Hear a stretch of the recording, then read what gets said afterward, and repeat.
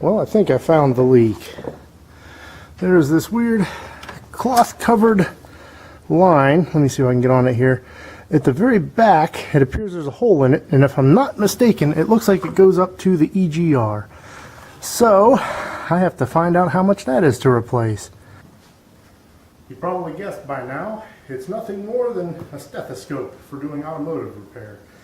My truck had a very weak exhaust leak, and I couldn't find it no matter where I looked. I had another hose that I was listening with, but it just wouldn't work. So I decided I needed to muffle all the other sounds and only give me the sound coming from the hose. And it seems to have done the trick.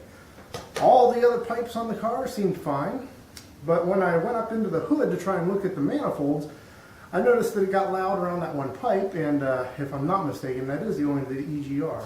So this thing worked like a charm, and I'm going to keep it in my tools from now on.